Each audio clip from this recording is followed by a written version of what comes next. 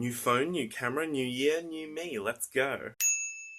I don't have time to make any new content with this new phone, so I'm just gonna reel off a bunch of shit that's probably entertaining but probably isn't. Let's figure it out together. One time, I ran for a parked bus. People saw. One day, passing by a field, I saw a horse in a hole. It didn't look like it could get out. It didn't look like it was even trying, like it had accepted its fate. It was... One time I was discussing K-pop with a friend and we had an idea, what if there was Jurassic World but for K-pop stars? The next idea was, what if Jurassic World then happened and all the K-pop stars escaped and started killing people? What kind of fucking start is this? A long time ago in high school, I accidentally bumped into a girl while we were in line in the cafeteria and I said, "Oh, sorry," and the first things out of her mouth were, I shit you not, "You remind me of Hogwarts." Never in a million years would I have predicted that. Also in high school, we had a class called SOS, which fuck remembers what anagram that was. But the teacher, I'm fucking serious, was named Mr. McPhail. And he was a terrible teacher, it was so bad. We all hated him because he was terrible at his job and he was rude and shit, I don't know. Whatever, one day some girl threw a chair at him. I wasn't there, unfortunately. It was the one SOS class I missed that year because I was sick. The one class. God, this is why healthcare is important. One time, during a game of Fuck, Marry, Kill, I declared, a little drunkenly, I would kill Margaret Thatcher because I don't know what she did for England, but she doesn't do anything for me. And I think it's the funniest thing I've ever said in my entire goddamn life, and only a few people were around to hear it. When I was quite young, me and two friends were chilling in the shopping center, mall if you're American, and one of us had a hot dog we just didn't want to eat anymore. So instead of binning it, we dropped it off the second story into a middle-aged woman's trolley. We thought it was funny, until we heard a security guard yell, "Hey!" And we fucking bolted. We never got caught, but holy shit, the adrenaline I felt that day. Ugh. God.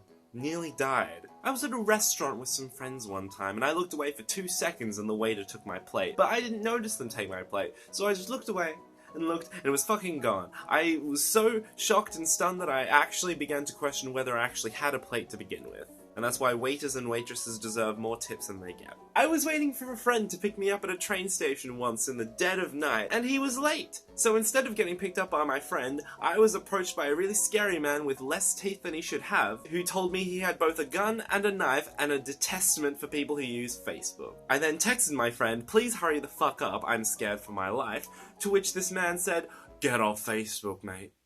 Get off Facebook." I'm like, "I'm not on Facebook, I'm just texting my friend." He's like, "Don't fucking lie to me. Don't fucking lie to me." And so I took refuge behind a gang of elderly women. They were very nice. They made sure I was safe. They made sure I felt safe. They made sure that I was okay. They were very nice. You know what?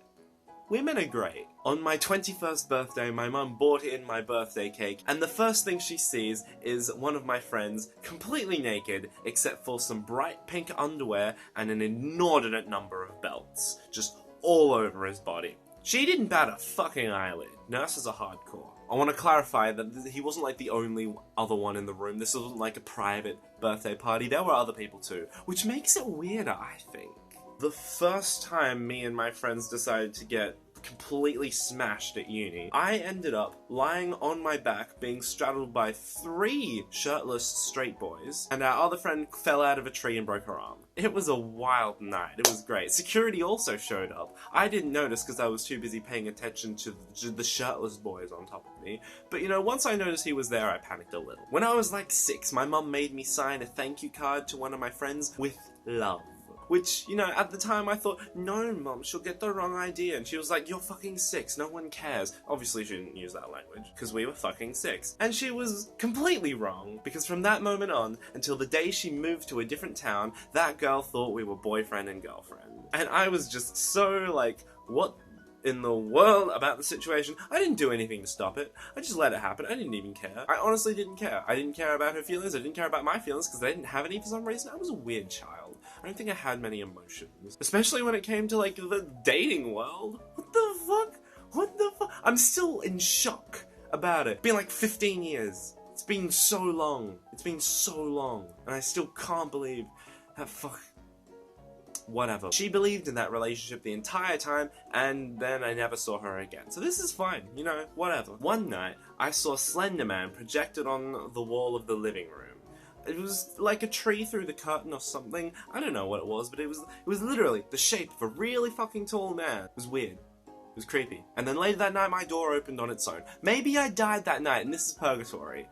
It's a fucking disappointment so far. In my high school, there was a guy who took some strange drug. I don't know what it was, but the gist of what happened was he kind of freaked out during the school production, acted really weirdly towards everyone around him, believed the world to be made up of pillars of light and the color blue, ended up being taken out of class sometime after lunchtime, and was found the next morning trying to break into the school by climbing either over or under the fence, possibly naked. We didn't see him for like 5-6 months after that because he was in hospital recovering. And that fucker still got a higher physics mark than me. That's the point of the story. Some guy who went into the hospital for most of his last year of high school because he was drug fucked got a higher mark than me, and that's why I fully believe that I'm an absolute fucking idiot. No offense to people who use drugs, I just think that, like, I don't know, someone who misses most of the school year should probably get the lowest mark in the class. You'd think.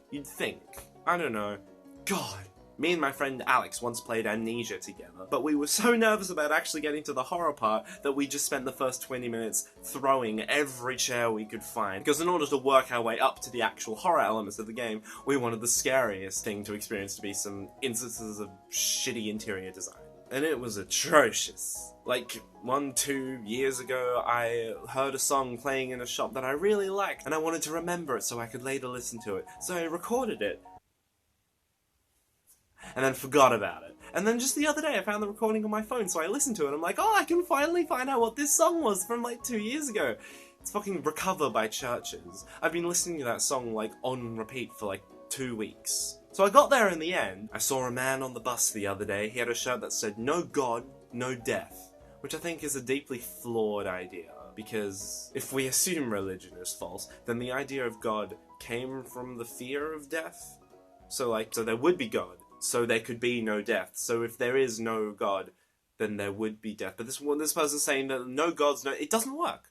It doesn't work. And for some reason, I thought that would be a funny thing to talk about. Fuck. One time, a castmate called me daddy. He whispered, "Fuck me, daddy," in my ear, and I was so incensed with rage and fear and shock that my knees physically gave out and I fell over, and it was really embarrassing, and he probably thinks I'm a complete fucking idiot. Oh well! There was this person in the Murdoch theatre scene that I kind of idolized because she has such a really cool voice. The first time I ever saw her sing was she was singing a song from Rent, which I really love, and basically I kind of like always saw her as like one of those like really cool people at Murdoch. She's great, she's cool, she's amazing, and now like several months later, she's one of my good friends. Like, we did like one show together and we bonded so hard, and now like, yeah. So dreams can come true, and idols can become your besties. It can happen, and it will happen.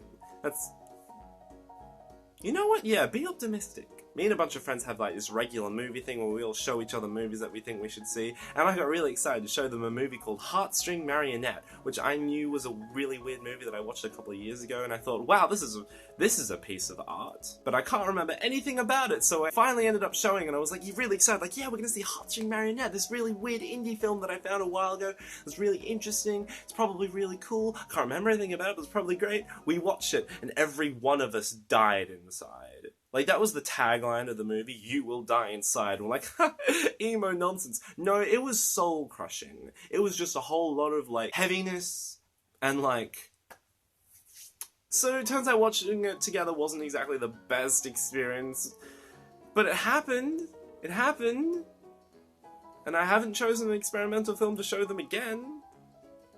Because let's not do that again. Quite a while ago, again drinking with people at university, I bought 30 chicken nuggets and ate them all by myself. And then later that night, I got so angry and sad at myself for eating 30 chicken nuggets. I was just kicking myself, like, why did I buy and eat 30 chicken nuggets by myself? What the fuck? And then 30 seconds later, I was like, you know what?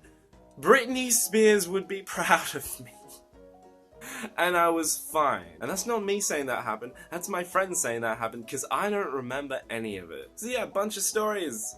It's done. It's done, it's fun, it's coming at you live. I don't know where I'm going with that. It doesn't matter. It doesn't matter because it's done. You're welcome. Bye. Bye. Goodbye. See ya. Well, I'll just walk out of frame. It'll work.